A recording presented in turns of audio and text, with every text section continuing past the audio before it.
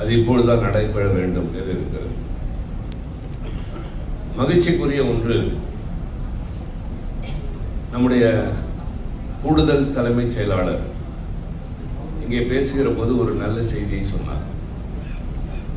இந்தியாவிலேயே சிறு குறு தொழில் அமைப்புகளில் அதிகமான தொழில் முனைவோரை கொண்ட 3வது மாநிலமாக தமிழ்நாடு இருக்கிறது என்று.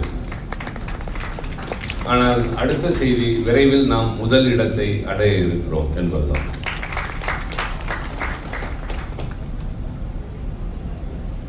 இந்த நிகழ்ச்சியை தொடங்குவதற்கு முன்பாக மரபு ரீதியாக இங்கே குத்துவிளக்கு ஏற்றினோம். எல்லோரும் பார்த்துக் கொண்டிருந்தீர்கள். அந்த விளக்கில ஒரே அளவிற்கு தான் எண்ணெய் ஊற்றப்பட்டிருந்தது. 5 முகங்களை ஏற்றினோம். அதை யாரும் தூண்டிவிடவில்லை. இப்பொழுது 4 முகங்கள் தான் தொடர்ந்து சுடர் விட்டுக் கொண்டிருக்கின்றன. ஆக சூழ்நிலையின் காரணமாக 1-2 தொடர்ந்து செல்ல முடியாத நிலையில் யார் அதிலே மீண்டு தொடர்ந்து செல்கிறார்களோ அவர்கள் தான் வெற்றியின் விளிம்பை தொடுவார்கள் என்பதற்கு எடுத்துக்காட்டு. யாருக்கும் தனியாக ஊக்கம் தரவில்லை. எல்லோருக்கும் ஒரே அளவிற்கான திரிதான், ஒரே அளவு எண்ணெய் தான், அதே கொள்ளளவு கொண்ட விளக்கு தான். ஆனால் அதில் ஒன்று இந்த சூழலை தாக்கு பிடிக்க முடியவில்லை.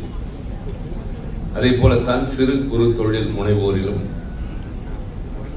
குறிப்பாக கொரோனா காலத்திலும் தாக்கு பிடித்து இன்றைக்கு எழுந்து நிற்கின்ற உங்களை பாராட்டி தீர வேண்டும். எனக்குரிய மகிழ்ச்சி, நான் நாடாளுமன்றத்திலே மாநிலங்களவையில் தொடர்ந்து பணியாற்றுகிறேன் என்பதோடு நாடாளுமன்ற தொழில்துறை நிலைக்குழுவின் தலைவராக இருக்கிறேன் என்பது. சற்றேறக்குறைய 24 குழுக்கள் இருக்கின்றன. எல்லா அமைச்சரவைகளையும் உள்ளடக்கிய குழுக்களவை. ஒவ்வொரு குழுவிலும் 31 உறுப்பினர்கள் இருப்பார்கள். மக்களவையிலிருந்து 21 பேர், மாநிலங்களவையிலிருந்து 10 பேர். சற்றேறக்குறைய அதை ஒரு மினி பார்லிமெண்ட் என்று சொல்லக்கூடிய அளவிற்கு எல்லா கட்சிகளை சார்ந்தவர்களும் எல்லா மாநிலங்களை சார்ந்தவர்களும் அந்த குழுக்களில் இருப்பார்கள். இங்கே காட்டிய காணொளியில் சொல்லியதைப் போல நான் தொடர்ந்து இந்த குழுவின் தலைவராக பல ஆண்டுகளாக இருந்து கொண்டிருக்கிறேன்.